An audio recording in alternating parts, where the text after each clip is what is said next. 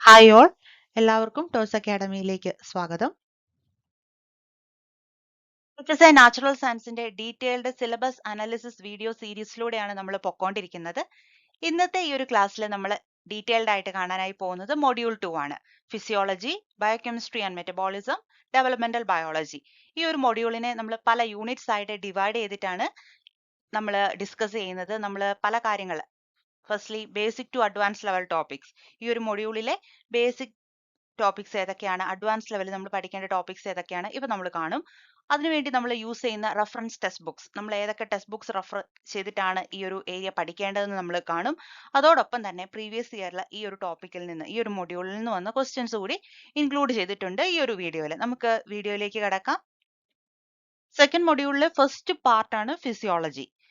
ഫിസിയോളജിനെ നമ്മൾ പല യൂണിറ്റ്സ് ആയിട്ട്, പല ഹെഡിങ്സ് ആയിട്ട് ഡിവൈഡ് ചെയ്ത് അതിലെ ഓരോന്നിലെയും ടോപ്പിക്സും അത് പഠിക്കാനായിട്ട് യൂസ് ചെയ്യേണ്ട റെഫറൻസ് ടെക്സ്റ്റ് ബുക്സും ഒക്കെ നമുക്ക് നോക്കാം. ഫസ്റ്റ് ഓഫ് ഓൾ ന്യൂട്രീഷൻ ആണ് നമ്മൾ കാണുന്നത്. ന്യൂട്രീഷനിൽ വരുന്നത് nutrition types, balanced diet, nutritional disorders, vitamin deficiency diseases, lifestyle diseases, role of fibres, nervous and neuronal control of digestion. ഇത്രയും കാര്യങ്ങളാണ് ന്യൂട്രീഷൻ എന്ന ഒരു ടോപ്പിക്കിൽ നമ്മൾ പഠിക്കേണ്ടതായിട്ടുള്ളത്. ഇതിനകത്ത് തന്നെ nervous and neuronal control of digestion, ഈ ഒരു ഏരിയ ഒരു ഹയർ ലെവൽ ടോപ്പിക്സ് ആണ്. നമ്മൾ ഹയർ ലെവൽ ഏരിയാസ് എല്ലാം റെഡ് കളറിലാണ് കാണിച്ചിരിക്കുന്നത് ഈ ഒരു വീഡിയോയിൽ. ദെൻ നമുക്ക് ഫസ്റ്റ് ഏരിയാസ് ഇത് പഠിക്കാനായി നമുക്ക് യൂസ് ചെയ്യാൻ പറ്റുന്നത് ക്ലാസ് 9 ടെക്സ്റ്റ് ബുക്കിലെ ചാപ്റ്റർ 2 ആഹാരം അന്നപദത്തിൽ എന്നുള്ള ചാപ്റ്റർ ഇതിനൊരു ബേസിക് റെഫറൻസ് ആയിട്ട് എടുക്കാനായിട്ട് പറ്റും. അതുപോലെ തന്നെ പ്ലസ് 1 ചാപ്റ്റർ 16 16ാമത്തെ ചാപ്റ്റർ ആയിട്ടുള്ള ദഹനവും ആഗിരണവും, ആ ഒരു ചാപ്റ്ററും നമുക്ക് ഇതിനുള്ള ഒരു ബേസിക് റെഫറൻസ് ആയിട്ട് എടുക്കാനായിട്ട് പറ്റുന്ന ചാപ്റ്റേഴ്സ് ആണ്. ഡിഗ്രി ലെവൽ ടോപ്പിക് ആണ് nervous and neuronal control of digestion എന്നുള്ളത്. ദെൻ അടുത്ത യൂണിറ്റ് ആയിട്ട് നമ്മൾ ഡിവൈഡ് ചെയ്തെടുത്തിരിക്കുന്നത് റെസ്പിറേഷൻ ആണ്. ഇതിൽ വരുന്ന ബേസിക് ടോപ്പിക്സ് ആണ് gas exchange, respiratory pigments, haemoglobin, transport of respiratory gases. ഇത്രയും കാര്യങ്ങൾ പഠിക്കാനായി നമുക്ക് യൂസ് ചെയ്യാൻ പറ്റുന്നത് ക്ലാസ് 9ലെ ചാപ്റ്റർ ഊർജത്തിനായി ശ്വസിക്കാം, ആ ഒരു ചാപ്റ്റർ യൂസ് ചെയ്താൽ നമുക്ക് ഇത്രയും കാര്യങ്ങൾ പഠിക്കാനായിട്ട് പറ്റും. ഒപ്പം പ്ലസ് 1 ചാപ്റ്റർ 17 ശ്വസനവും വാതക വിനിമയവും, ആ ഒരു ചാപ്റ്ററും കൂടെ യൂസ് ചെയ്തിട്ടുണ്ടെങ്കിൽ ഇത്രയും ബേസിക് ആയിട്ടുള്ള കാര്യങ്ങൾ നമുക്ക് കംപ്ലീറ്റ് ചെയ്യാനായിട്ട് പറ്റും. അടുത്തായിട്ട് ഹയർ ഏരിയാസ് ആയിട്ട് നമ്മൾ കാണുന്നത് regulation of respiration, respiratory disturbances. ഈ ഒരു ഏരിയ ഡിഗ്രി അല്ലെങ്കിൽ PG ടെക്സ്റ്റ് ബുക്സ് യൂസ് ചെയ്തിട്ട് നമ്മൾ പഠിക്കേണ്ട ഏരിയ ആണ് റെസ്പിറേറ്ററി ഡിസ്റ്റർബൻസ് ഒക്കെ. ഇത്രയാണ് ഈ ഒരു ഫിസിയോളജിയിലെ ഫസ്റ്റ് 2 യൂണിറ്റ്സ് ആയിട്ട് നമ്മൾ ക്ലാസിഫൈ ചെയ്തിരിക്കുന്ന ന്യൂട്രീഷൻ ആൻഡ് റെസ്പിറേഷന് വേണ്ടിയിട്ട് നമ്മൾ യൂസ് ചെയ്യേണ്ട റെഫറൻസുകളും ഏരിയാസും. ഫസ്റ്റ് ഓഫ് ഓൾ ഒന്നും കൂടെ ഓർമ്മിപ്പിക്കുന്നു, ന്യൂട്രീഷൻ എന്ന ചാപ്റ്ററിന് വേണ്ടിയിട്ട് ക്ലാസ് 9ലെ ചാപ്റ്റർ 2 ആഹാരം എന്ന പദത്തിൽ, അതുപോലെ തന്നെ ക്ലാസ് 11 പ്ലസ് 1 ചാപ്റ്റർ 16 ദഹനവും ആഗിരണവും യൂസ് ചെയ്യുക. റെസ്പിറേഷൻ എന്ന ചാപ്റ്റർ പഠിക്കാനായിട്ട് 9ാം ക്ലാസ്സിലെ ഊർജ്ജത്തിനായി ശ്വസിക്കാം എന്ന ചാപ്റ്ററും 11ാം ക്ലാസ്സിലെ ശ്വസനവും വാതക വിനിമയവും എന്ന ചാപ്റ്ററും നമുക്ക് ബേസിക് ഇൻഫർമേഷൻസ് ഗ്യാദർ ചെയ്യാനും പഠിക്കാനുമായിട്ട് നമുക്ക് യൂസ് ചെയ്യാം. റെഡ് കളറിൽ കാണിച്ചിരിക്കുന്നവ പഠിക്കാനായി നമുക്ക് ഡിഗ്രി ലെവൽ ബേസിക് കാര്യങ്ങളും PG ലെവൽ കാര്യങ്ങളും നമുക്ക് യൂസ് ചെയ്ത് പഠിക്കാവുന്നതാണ്. ഫിസിയോളജിയിലെ തേർഡ് യൂണിറ്റായി നമ്മൾ എടുത്തിരിക്കുന്നത് സർക്കുലേഷൻ എന്നുള്ള ഏരിയ ആണ്. സർക്കുലേഷനിൽ നമ്മൾ പഠിക്കേണ്ട ഏരിയാസിൽ വരുന്നതാണ് blood and it's composition, blood groups, blood clotting mechanism, anticoagulants, heartbeat, pacemaker and conducting system of heart, blood pressure, pulse, common cardiovascular diseases, ECG, angiogram, angioplasty. ഇതിലെ ഹയർ ഏരിയാസ് നമുക്ക് degree അല്ലെങ്കിൽ PG level text books നമുക്ക് use ചെയ്യാം. Basic കാര്യങ്ങൾ നമുക്ക് പഠിക്കാനായിട്ട് HSIയിൽ basic ആയിട്ടുള്ള കാര്യങ്ങൾ ധാരാളം ചോദിക്കുന്നുണ്ട്. 80% ഓഫ് ക്വസ്റ്റ്യൻസ് വരുന്നത് SCRT NCRT text books base ചെയ്തിട്ടാണ്. സോ ഈ ഒരു ഏരിയാസ് ഒക്കെ പഠിക്കാനായി നമുക്ക് യൂസ് ചെയ്യാൻ പറ്റുന്നത് ക്ലാസ് 9ലെ ചാപ്റ്റർ 3 ലഘുപോഷകങ്ങൾ കോശങ്ങളിലേക്ക് എന്നുള്ള ചാപ്റ്റർ നമുക്ക് യൂസ് ചെയ്യാനായിട്ട് സാധിക്കും. അതുപോലെ തന്നെ പ്ലസ് 1ലെ 18ാമത്തെ ചാപ്റ്റർ ശരീരദ്രവ്യങ്ങളും അവയുടെ പരിചയനവും എന്ന ചാപ്റ്റർ യൂസ് ചെയ്തിട്ടുണ്ടെങ്കിൽ നമുക്ക് ഓൾമോസ്റ്റ് ഈ ഒരു സർക്കുലേഷൻ എന്നുള്ള ഹെഡിങ് കംപ്ലീറ്റ് ചെയ്യാനായിട്ട് പറ്റും. പേസ് മേക്കറിനെ കുറിച്ചൊക്കെ ക്ലാസ് 9ൽ പറയുന്നുണ്ട്, എങ്കിലും ഡീറ്റെയിൽഡ് ആയിട്ട് നമുക്ക് പഠിക്കാനുള്ളത് ഡിഗ്രി ലെവലിലൊക്കെയാണ്. സോ ഇത് പഠിക്കാനായി നമ്മൾ യൂസ് ചെയ്യേണ്ട ചാപ്റ്റേഴ്സ് നോട്ട് ചെയ്യുക. ക്ലാസ് 9ലെ ലഘുപോഷകങ്ങൾ കോശങ്ങളിലേക്ക് എന്നുള്ള 3ാമത്തെ ചാപ്റ്ററും 11-ലെ 18-ാമത്തെ ചാപ്റ്ററായ ശരീരദ്രവ്യങ്ങളും അവയുടെ പര്യനവും എന്ന ചാപ്റ്ററാണ് നമ്മൾ യൂസ് ചെയ്യേണ്ടത്. ഫിസിയോളജിയിലെ 4-ാമത്തെ യൂണിറ്റായി എടുത്തിരിക്കുന്നത് എക്സ്ക്രീഷൻ ആണ്. എക്സ്ക്രീഷനിൽ നമ്മൾ പഠിക്കേണ്ടത് നെഫ്രോൺ, അതിന്റെ structure, urine formation, role of kidney in osmoregulation, composition of urine. ഇതാണ് ഇതിലെ ബേസിക് ടോപ്പിക്സ് ആയിട്ട് നമ്മൾ കൺസിഡർ ചെയ്യുന്നത്. ഇത്രയും കാര്യങ്ങൾ നമുക്ക് SCERT, NCERT ടെക്സ്റ്റ് ബുക്കുകളിൽ നിന്ന് തന്നെ പഠിച്ചെടുക്കാവുന്നതേ ഉള്ളൂ. അതുപോലെ തന്നെ ഡയാലിസിസിനെ കുറിച്ചും ക്ലാസ് 9-ൽ പറയുന്നുണ്ട്. കുറച്ചും കൂടെ ഡീറ്റെയിൽഡ് ആയിട്ട് നമ്മൾ അതിനെക്കുറിച്ച് കാണേണ്ടതുണ്ട്. നെഫ്രൈറ്റിസും ക്ലാസ് 9 ടെക്സ്റ്റ് ബുക്കിലുണ്ട്. എങ്കിലും കുറച്ചുകൂടി കാര്യങ്ങൾ നമ്മൾ പഠിക്കേണ്ടതായിട്ടുണ്ട്. Abnormal constituents of urine, renal disorders, acidosis, alkalosis, ഇതൊക്കെ PG degree level textbooks use ചെയ്യാവുന്നതാണ്. SCERT ടെക്സ്റ്റ് ബുക്ക് ബേസ്ഡ് ആയിട്ട് നമ്മൾ പറയുമ്പോൾ ക്ലാസ് 9-ലെ ചാപ്റ്റർ 5 വിസർജനം സംസ്ഥിതി പാലനത്തിന് എന്നുള്ള ചാപ്റ്ററും +1-ലെ ചാപ്റ്റർ 19 വിസർജ്യ വസ്തുക്കളും അവയുടെ നിർമ്മാർജ്ജനവും എന്ന ചാപ്റ്ററാണ് നമ്മൾ ബേസിക് റെഫറൻസ് ആയിട്ട് യൂസ് ചെയ്ത് പഠിക്കേണ്ടത്. മസിൽ ഫിസിയോളജി എന്നുള്ള ചാപ്റ്ററിലെ വളരെ കുറച്ച് കാര്യങ്ങൾ മാത്രം SCERT, NCERT ലെവലിൽ നമ്മൾ പഠിക്കുക. അതിനുവേണ്ടി നമുക്ക് types of muscles, ultra structure of striated muscles, muscle fibres, muscle proteins, ഈ ഏരിയാസ് ഒക്കെ കവർ ചെയ്യാനായിട്ട് നമുക്ക് ചലനവും സഞ്ചാരവും എന്നുള്ള +1-ലെ 20-ാമത്തെ ചാപ്റ്റർ ഉപയോഗിച്ചാൽ മതിയാവും. ബാക്കി കാര്യങ്ങൾക്ക് വേണ്ടി നമ്മൾ ഡിഗ്രി ലെവൽ ടെക്സ്റ്റ് ബുക്കുകൾ തന്നെ യൂസ് ചെയ്ത് പഠിക്കുക. ദെൻ എൻഡോക്രൈനോളജി, ഹോർമോൺസിനെ കുറിച്ചുള്ള പഠനമാണ്. എൻഡോക്രൈനോളജി പഠിക്കാനായിട്ട് നമുക്ക് തീർച്ചയായിട്ടും നമുക്ക് ക്ലാസ് 10-ലെ ടെക്സ്റ്റ് ബുക്സും +1-ലെ ടെക്സ്റ്റ് ബുക്കും തന്നെ ധാരാളം മതി. അതിൽ ക്ലാസ് 10-ലെ ചാപ്റ്റർ 3 സമസ്ഥിതിക്കായിട്ടുള്ള രാസസന്ദേശങ്ങൾ എന്നുള്ള ചാപ്റ്റർ യൂസ് ചെയ്യാം. അതുപോലെ തന്നെ 22-ാമത്തെ ചാപ്റ്റർ +1-ലെ 22-ാമത്തെ ചാപ്റ്റർ രാസീയ ഏകോപനവും ഉദ്ഗ്രഥനവും എന്നുള്ള ചാപ്റ്ററിൽ എൻഡോക്രൈനോളജി നമുക്ക് കംപ്ലീറ്റ് ചെയ്യാനായിട്ട് പറ്റും. Endocrine glands in man, hormones and disorders, ഈ ഒരു ഏരിയ അതിൽ തന്നെ കിട്ടുന്നതാണ്. Then mechanism of hormonal activity, ഇതെല്ലാം നമുക്ക് ക്ലാസ് 10-ലെ ടെക്സ്റ്റ് ബുക്കിൽ തന്നെ പഠിച്ച് എടുക്കാനായിട്ട് പറ്റുന്നതാണ്. സെക്കൻഡ് മൊഡ്യൂളിലെ ഫസ്റ്റ് പാർട്ടായിരുന്നു ഫിസിയോളജി. ഫിസിയോളജിനെ നമ്മൾ പല യൂണിറ്റ്സ് ആയിട്ട് ഡിവൈഡ് ചെയ്ത് പഠിക്കുകയായിരുന്നു. ഏറ്റവും ലാസ്റ്റ് യൂണിറ്റ് ആയിട്ട് നമ്മൾ എടുത്തിരിക്കുന്നത് നെർവ് ഫിസിയോളജി ആണ്. നെർവ് ഫിസിയോളജി വളരെ എളുപ്പത്തിൽ പഠിച്ചു തീർക്കാൻ പറ്റുന്ന ഒരു ടോപ്പിക്കാണ്. ഇതിനുവേണ്ടി നമുക്ക് ഒരു ബേസിക് കാര്യങ്ങൾ, ഒരു SCERT, NCERT ക്ലാസ് 10-ഉം ക്ലാസ് +1-ഉം ടെക്സ്റ്റ് ബുക്സ് യൂസ് ചെയ്ത് തന്നെ ഈ ഒരു ചാപ്റ്റർ തീർക്കാനായിട്ട് പറ്റും. അതിൽ കൂടുതലായിട്ടൊന്നും ഈ ഒരു ഏരിയയിൽ നിന്ന് കണ്ടിട്ടില്ല. നമ്മുടെ സിലബസിൽ അത്രയേറെ കാര്യങ്ങളും ഇല്ല. വളരെ എളുപ്പത്തിൽ പഠിച്ചു തീർക്കാൻ പറ്റുന്ന ഒരു ചാപ്റ്ററാണ് നെർവ് ഫിസിയോളജി. ഇതിനകത്ത് ഒരു അഡ്വാൻസ് ലെവൽ എന്ന് പറയാൻ പറ്റില്ല, എങ്കിലും നമ്മുടെ സ്കൂൾ ലെവലിൽ വരാത്ത ഒരു ടോപ്പിക് ആയിട്ടുള്ളത് EEG മാത്രമാണ്. ബാക്കിയെല്ലാം സ്കൂൾ ലെവൽ ടെക്സ്റ്റ് ബുക്സിൽ അവൈലബിൾ ആണ്. ക്ലാസ് 10-ലെ അറിയാനും പ്രതികരിക്കാനും എന്നുള്ള ചാപ്റ്ററും അതുപോലെ തന്നെ +1-ലെ നാഡീയ നിയന്ത്രണവും ഏകോപനവും എന്നുള്ള 21-ാമത്തെ ചാപ്റ്ററും യൂസ് ചെയ്താൽ നെർവ് ഫിസിയോളജി എന്നുള്ള ഏരിയ നമുക്ക് കവർ ചെയ്യാനായിട്ട് സാധിക്കും. മൊഡ്യൂൾ 2-ലെ അടുത്ത യൂണിറ്റ് ആണ് ബയോകെമിസ്ട്രി ആൻഡ് മെറ്റബോളിസം. അതിൽ ഫസ്റ്റ് നമുക്ക് പഠിക്കാനുള്ളത് ബയോമോളിക്യൂൾസിനെ കുറിച്ചാണ്. Carbohydrate, proteins, lipids, nucleic acid, DNA, RNA കുറിച്ചൊക്കെ പഠിക്കാനുണ്ട്. അപ്പം ഇവയുടെ സ്ട്രക്ചറുകൾ, അവയുടെ ക്ലാസിഫിക്കേഷൻ വിത്ത് എക്സാമ്പിൾ ആണ് നമുക്ക് ഈ ഭാഗത്ത് പഠിക്കാനുള്ളത്.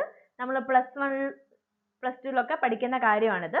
ദെൻ മെറ്റബോളിസത്തിലേക്ക് വരുമ്പം കാർബോഹൈഡ്രേറ്റിന്റെ മെറ്റബോളിസമായ glycogenesis, glycolysis, Krebs cycle and electron transport chain, ഇവയും നമുക്ക് ഡീറ്റെയിൽ ആയിട്ട് പഠിക്കാനുണ്ട്. അത് നമ്മൾ സ്കൂൾ ലെവലിൽ പഠിച്ച കാര്യമാണ്.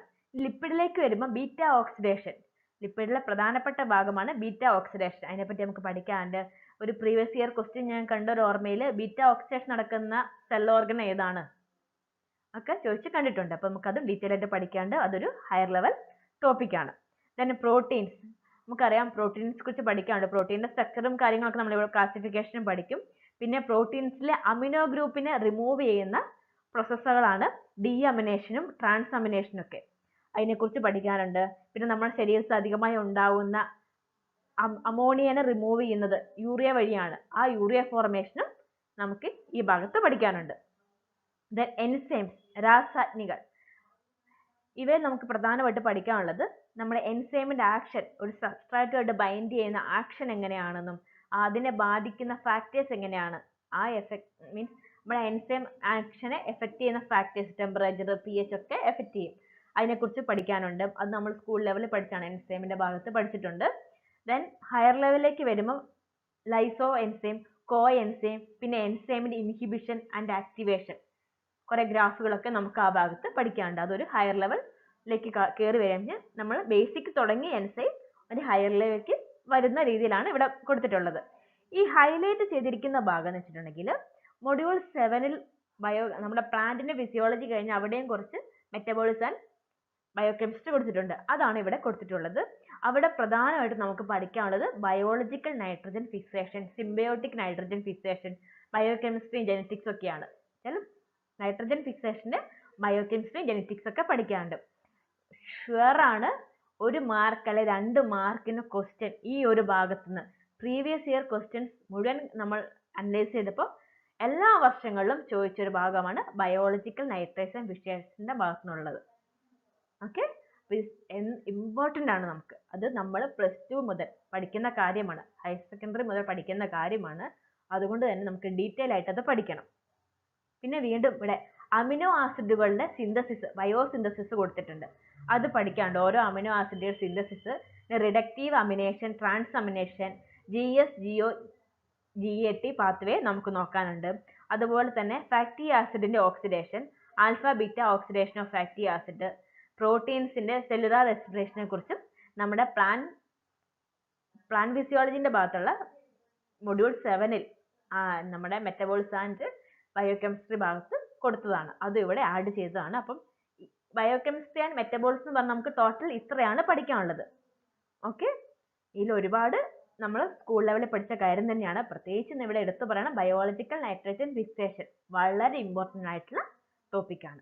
അതുപോലെ ഈ ബീറ്റ ഓക്സിഡേഷൻ, ഒരുപാട് പ്രോസസ്സുകൾ, ഗ്ലൈക്കോലൈസിസ്, ക്രെബ്സ് സൈക്കിൾ ഒക്കെ എവിടെയാണ് നടക്കുന്നത്, ഏത് സെൽ ഓർഗനിലാണ് നടക്കുന്നതെന്ന് ഡെഫിനറ്റ് ആയിട്ട് നമ്മൾ പഠിക്കണം. കാരണം വളരെ ഇമ്പോർട്ടൻ്റ് ആണ്. സിമ്പിൾ ആയിട്ട് ക്വസ്റ്റ്യൻ വരാം, പക്ഷെ നമുക്ക് അത് അറിയില്ലെങ്കിൽ നമുക്ക് അത് അറ്റൻഡ് ചെയ്യാൻ പറ്റില്ല. നമ്മൾ നെഗറ്റീവ് മാർക്ക് വിളിച്ചു വരുത്തും അല്ലേ. ചിലപ്പോൾ നമ്മൾ പഠിച്ചായിരിക്കാം, റിവിഷൻ പ്രോപ്പറായിട്ട് നടന്നില്ലെങ്കിൽ അത് നമുക്ക് മാറിപ്പോവും. കാരണം നമുക്ക് അത്രയും പ്രോസസ്സുകളും അവയുടെ സെൽ ഓർഗൻസും പഠിക്കാനുണ്ട്. അപ്പം പ്രോപ്പറായിട്ട് നമ്മൾ റിവിഷൻ ചെയ്ത് നമ്മൾ ടിപ്പൊക്കെ ഉപയോഗിച്ച് അത് ഓർത്ത് വെക്കുകയാണെന്നാണ് നമ്മൾ ഭയങ്കര ലോജിക്കലായിട്ട് ആ ഒരു ടോപ്പിക്കിനെ അപ്രോച്ച് ചെയ്യേണ്ടത്, ആ ക്വസ്റ്റിനെ അപ്രോച്ച് ചെയ്യേണ്ടത്. ക്ലിയർ ആയോ? ഈ മൊഡ്യൂളിലെ ലാസ്റ്റ് യൂണിറ്റ് ആണെങ്കിൽ ഡെവലപ്മെന്റൽ ബയോളജി അല്ലെങ്കിൽ വികാസ ജീവശാസ്ത്രം.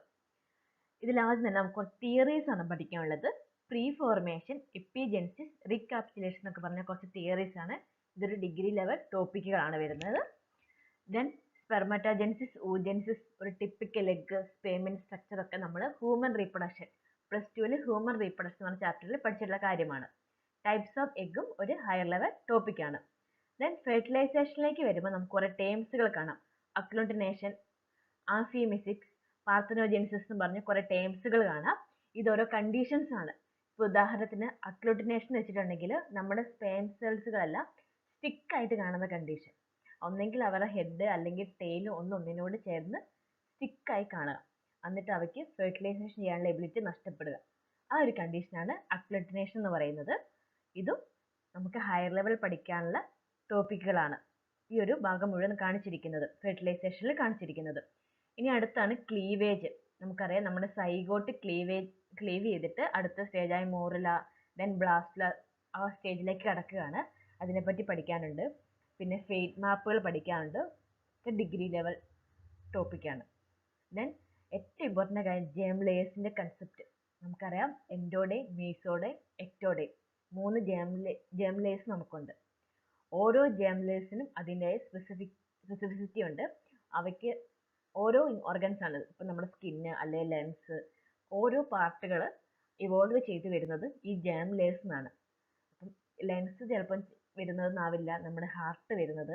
അതിന് ഓരോന്നിനും ഓരോ സ്പെസിഫിസിറ്റി ഉണ്ട്. അപ്പോൾ അത് പഠിച്ചിരിക്കണം, വളരെ ഇമ്പോർട്ടൻ്റ് ആണ്. ദെൻ സെൽ ഡിഫറൻഷിയേഷനിലേക്ക് വരുമ്പോൾ യൂണിപൊട്ടൻസി, പ്ലൂരിപൊട്ടൻസി, ടോട്ടിപൊട്ടൻസി ഒക്കെ ഉണ്ട്. ജീൻ ആക്ഷൻ പഠിക്കാനുണ്ട്. ദെൻ നമ്മൾ ഡെവലപ്മെന്റിലേക്ക് വരുമ്പോൾ നമുക്ക് കാണാം ഇംപ്ലാന്റേഷൻ, പ്രഗ്നൻസി, പ്ലാസന്റേഷൻ ഒക്കെ നമ്മൾ ഹ്യൂമൻ റീപ്രൊഡക്ഷനിൽ +2 പഠിച്ചിട്ട കാര്യമാണ്. ഡെവലപ്മെന്റൽ ബയോളജിയുടെ അവസാന ഭാഗത്തേക്ക് വരുമ്പോൾ നമുക്ക് കാണാൻ കഴിയുന്ന ടോപ്പിക്കാണ് ടെറാറ്റോളജിയും എക്സ്പെരിമെന്റൽ എംബ്രിയോളജിയും. What is teratology? അമ്മയുടെ ഉദരത്തിൽ വളരുന്ന ഒരു ഭ്രൂണത്തിന് എന്തെങ്കിലും ബാഹ്യ കാരണങ്ങൾ കൊണ്ട് അവയുടെ വളർച്ച തടസ്സമാവുക. അത് പല രീതിയിലായിരിക്കും. അതിനെക്കുറിച്ചുള്ള പഠനമാണ്. എങ്ങനെയാണ് ആ ഭ്രൂണത്തെ അത് ബാധിക്കുന്നത്? ഓരോ ബാഹ്യ കാരണവും വ്യത്യസ്ത രീതിയിലായിരിക്കും ആ ഭ്രൂണത്തിന്റെ വളർച്ചയെ ബാധിക്കുന്നത്. ഒരു അബ്നോർമൽ ഫീറ്റൽ ഡെവലപ്മെന്റ് നടക്കുകയാണ്. അതിനെക്കുറിച്ചുള്ള പഠനമാണ് ടെറാറ്റോളജി. ആ ബാഹ്യ കാരണങ്ങളെ നമ്മൾ ടെറാറ്റോജൻസ് എന്ന് പറയും. അതൊന്നെങ്കിൽ ഡ്രഗ്സ് ആവാം, കെമിക്കൽസ് ആവാം, മെറ്റബോളിക് ഇംബാലൻസ് ആവാം. അമ്മയ്ക്കുണ്ടാവുന്ന മെറ്റബോളിക് ഇംബാലൻസ്, മാൽ ന്യൂട്രീഷൻ ഒക്കെ ആവാം കാരണങ്ങൾ. അത് ഓരോന്നും വ്യത്യസ്ത രീതിയിലായിരിക്കും ഭ്രൂണത്തെ ബാധിക്കുന്നത്. അതിനെക്കുറിച്ചുള്ള പഠനമാണ് ടെറാറ്റോളജി. അതൊരു ഹയർ ലെവൽ ടോപ്പിക്കാണ്. ദെൻ എക്സ്പെരിമെന്റൽ എംബ്രിയോളജിയിൽ പറയുന്നത് ഒരുപാട് സയന്റിസ്റ്റുമാർ ഈ ഭ്രൂണത്തിന്റെ വളർച്ച എങ്ങനെ ഓരോ കണ്ടീഷൻസ് അപ്ലൈ ചെയ്യും, ഭ്രൂണത്തിന് ഓരോ കണ്ടീഷൻസ് അപ്ലൈ ചെയ്ത് അതെങ്ങനെ ബാധിക്കുന്നു, അതിനെക്കുറിച്ച് നടത്തിയ എക്സ്പെരിമെന്റ് ആണ് നോക്കാനുള്ളത്. ഇപ്പോൾ സ്പേമാൻസ് കൺസ്ട്രക്ഷൻ എക്സ്പെരിമെന്റ് ഉണ്ട്, organiser and embryonic induction, then cloning experiment in animals. ഇതൊക്കെ നമുക്ക് പഠിക്കാനുള്ള 3 എക്സ്പെരിമെന്റ് ആണ്. ദെൻ പ്രീനാറ്റൽ ഡയഗ്നോസിസിനെ കുറിച്ച് പഠിക്കാനുണ്ട്.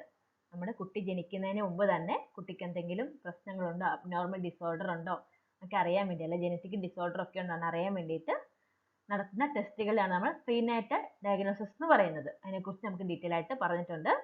ദെൻ സ്റ്റെം സെൽ തിയറി ഒക്കെ ഈ ഒരു ഭാഗത്തും നമുക്ക് നോക്കാനുണ്ട്.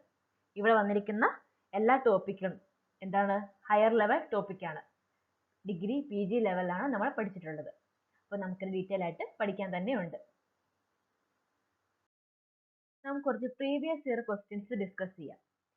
ഫസ്റ്റ് ക്വസ്റ്റ്യൻ, മാംസ്യത്തിനെ പ്രവർത്തനക്ഷമമായി മാറ്റുന്നതിന് സഹായിക്കുന്ന മാംസ്യത്തിനെ ഡാഷ് എന്ന് പറയുന്നു. ഇവിടെ ഫില്ല് ചെയ്യാനാണ് പറയുന്നത്. ഇവിടെ ചോദിച്ചിരിക്കുന്നത് എന്താണ്? നമ്മുടെ പ്രോട്ടീനെ അതിന്റെ ഫങ്ഷണൽ സ്റ്റേറ്റിലേക്ക്, ഫങ്ഷണൽ ഘടനയിലേക്ക് മാറ്റാൻ സഹായിക്കുന്ന മറ്റൊരു പ്രോട്ടീൻ, മറ്റൊരു മാംസ്യം ഏതാണ് ചോദിച്ചിരിക്കുന്നത്. Option promoter, chaperone, inducer, galactosidase. നമുക്കറിയാം പ്രോട്ടീൻ ഫോൾഡിങ്ങിന് വേണ്ടി, മാംസ്യത്തിനെ ഫോൾഡ് ചെയ്യാൻ വേണ്ടി സഹായിക്കുന്ന മറ്റൊരു പ്രോട്ടീനാണ് ചാപ്രോൺസ്. ചാപ്രോണിന്റെ ഹെൽപ്പോട് കൂടിയാണ് ഒരു മാംസം അല്ലെങ്കിൽ നമ്മുടെ പ്രോട്ടീൻ എന്ന് പറയുന്നത് ഫോൾഡ് ചെയ്യുന്നത്, അതിന്റെ ഫങ്ഷണൽ സ്റ്റേറ്റിലേക്ക് ഫോൾഡിങ് നടക്കുന്നത്. അപ്പൊ എല്ലാവരും ഓർത്ത് വെക്കണം, ചാപ്രോൺ ആണ് answer.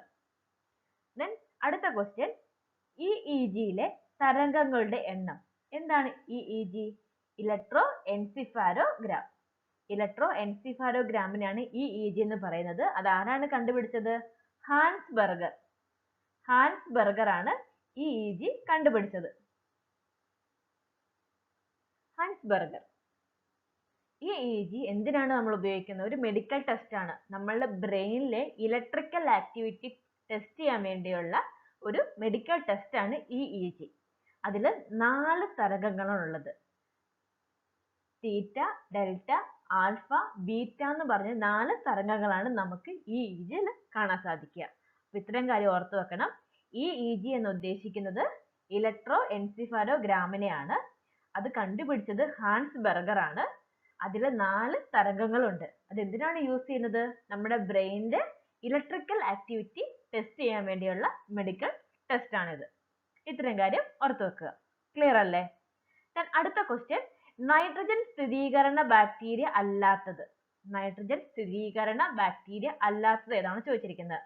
Option azotobacter, clostridium, azotomycin, rhizobium. നമുക്കറിയാം അസറ്റോമൈസിൻ ആണ് ആൻസർ. ഇതൊരു ആന്റിബയോട്ടിക് ആണ്. അസറ്റോബാക്ടറും ക്ലോസ്ട്രീഡിയം, റൈസോബിയം ഒക്കെ എന്താണ്? നൈട്രജൻ സ്ഥിരീകരണ ബാക്ടീരിയ ആണ്. അവർക്ക് നൈട്രജനെ ഫിക്സ് ചെയ്യാനുള്ള എബിലിറ്റി ഉണ്ട്. അപ്പൊ അസറ്റോമൈസിൻ ആണ് ഇവിടെ ആൻസർ വന്നിരിക്കുന്നത്. അടുത്ത ക്വസ്റ്റ്യൻ, രക്തം കട്ട പിടിക്കുന്നതിന് ആവശ്യമായ വിറ്റാമിൻ. രക്തം കട്ട പിടിക്കുന്നതിന് ആവശ്യമായ വിറ്റാമിൻ ഏതാണെന്നാണ്. Option vitamin A, vitamin C, vitamin D, vitamin K. ഓർത്ത് വെക്കുക, വിറ്റാമിൻ കെ ആണ് രക്തം കട്ട പിടിക്കുന്നതിന് ആവശ്യമായ വിറ്റാമിൻ. അപ്പം വിറ്റാമിൻ കെ ഡെഫിഷ്യൻസി വന്നിട്ടുണ്ടെങ്കിൽ ബ്ലീഡിങ്ങും ഹെമറേജ് ഒക്കെ സംഭവിക്കും. അപ്പോൾ അത് എന്തുകൊണ്ടാണ്? വിറ്റാമിൻ കെ ആണ് നമ്മുടെ രക്തം കട്ട പിടിക്കാൻ വേണ്ടി, ക്ലോട്ട് ചെയ്യാൻ വേണ്ടി സഹായിക്കുന്ന വിറ്റാമിൻ എന്ന് ഓർത്ത് വെക്കുക. ദെൻ അടുത്ത ക്വസ്റ്റ്യൻ, ചെറുകുടൽ ആഗിരണം ചെയ്യുന്ന പോഷക ഘടകങ്ങൾ കരളിൽ എത്തിക്കുന്ന രക്തക്കുഴൽ. ക്വസ്റ്റ്യൻ ശ്രദ്ധിക്കണം. കരളിൽ എത്തിക്കുന്ന രക്തക്കുഴൽ. ഓപ്ഷൻ ഹെപ്പാറ്റിക് സിര, ഹെപ്പാറ്റിക് പോർട്ടൽ സിര, അതോ മഹാസിര. ഇതൊന്നുമല്ല. അപ്പം എയോ ബിയോ ആണ് ആൻസർ നമുക്കറിയാം. അപ്പൊ ഏതായിരിക്കും? കരളിൽ എത്തിക്കുന്ന രക്തക്കുഴൽ പോഷക ഘടകങ്ങൾ വെച്ചാൽ നമ്മളെ ബ്ലഡ് കരളിൽ എത്തിക്കുന്ന രക്തക്കുഴൽ ഹെപ്പാറ്റിക് പോർട്ടൽ സിരയാണ്. കരളിൽ നിന്ന് പുറത്തേക്ക് പോകുന്ന ബ്ലഡ് പുറത്തേക്ക് കൊണ്ടുപോകുന്ന സിരയാണ് ഹെപ്പാറ്റിക് സിര എന്ന് ഓർത്ത് വെക്കുക. കരളിലേക്ക് എത്തിക്കുന്നത് ഹെപ്പാറ്റിക് പോർട്ടൽ സിര. മാറിപ്പോവരുത് കേട്ടോ. ചെറുകുടൽ ആഗിരണം ചെയ്യുന്ന പോഷക ഘടകങ്ങൾ കരളിൽ എത്തിക്കുന്ന രക്തക്കുഴൽ ഹെപ്പാറ്റിക് പോർട്ടൽ സിരയാണ്. കരളിൽ നിന്ന് പുറത്തേക്ക് കൊണ്ടുപോകുന്ന സിര ഏതാണ്? ഹെപ്പാറ്റിക് സിര. ഓക്കെ, ക്ലിയർ ആയില്ലേ? ഇന്നത്തെ വീഡിയോയിൽ മൊഡ്യൂൾ 2 എല്ലാ യൂണിറ്റുകളും വളരെ ഡീറ്റെയിൽ ആയിട്ട് നമ്മൾ നോക്കി കഴിഞ്ഞിട്ടുണ്ട്. ബേസിക് ടോപ്പിക് ഏതാണെന്നും ഹയർ ലെവൽ ടോപ്പിക് ഏതാണെന്നൊക്കെ നമ്മൾ അനലൈസ് ചെയ്ത് കഴിഞ്ഞു. വരും ദിവസങ്ങളിൽ ബാക്കി മൊഡ്യൂൾസിന്റെ വീഡിയോ ഉണ്ടായിരിക്കുന്നതാണ്. ടോസ് അക്കാഡമി പരിചയപ്പെടാം. NET, SET, KTET, LPUP, HSA, HSST, CTET എന്നിവയ്ക്ക് ഓൺലൈൻ കോച്ചിങ് ആയിട്ടുള്ള ഒരു പ്ലാറ്റ്ഫോമാണ് ടോസ് അക്കാഡമി. നമ്മുടെ HSAയുടെ എല്ലാ സബ്ജക്റ്റിന്റെയും കോച്ചിങ് ആരംഭിച്ചിരിക്കുകയാണ്. ലോങ് ടൈം കോച്ചിങ് ആരംഭിച്ചിരിക്കുകയാണ്. താല്പര്യമുള്ളവർക്ക് കൂടുതൽ വിവരങ്ങൾ അറിയാൻ സ്ക്രീനിൽ കാണുന്ന നമ്പറിൽ കോൺടാക്ട് ചെയ്താൽ മതി. Thank you.